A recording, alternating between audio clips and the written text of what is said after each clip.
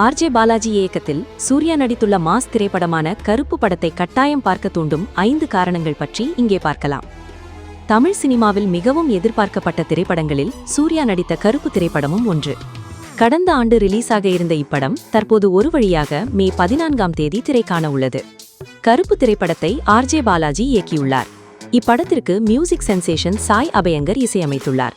இப்படத்தில் நடிகர் சூர்யாவுக்கு ஜோடியாக த்ரிஷா நடித்துள்ளார்.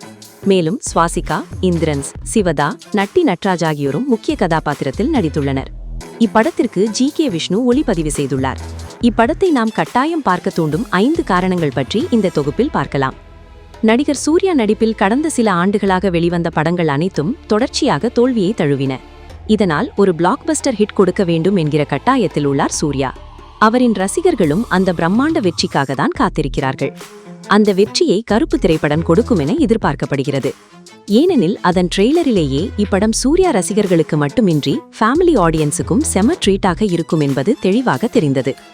கருப்பு திரைப்படம் மூலம் நடிகர் சூர்யாவும் நடிகை த்ரிஷாவும் நீண்ட இடைவேளைக்கு பின் ஜோடி சேர்ந்துள்ளனர்.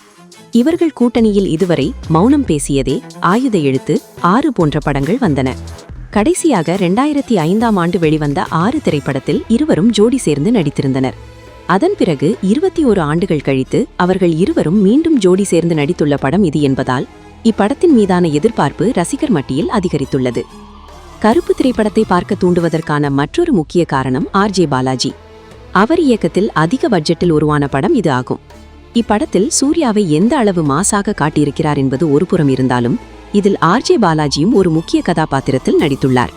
அதுவும் இதுவரை எந்த ஒரு படத்திலும் இல்லாத வகையில் இப்படத்தில் வில்லனாக களமிறங்கியிருக்கிறார் ஆர்.ஜே. பாலாஜி.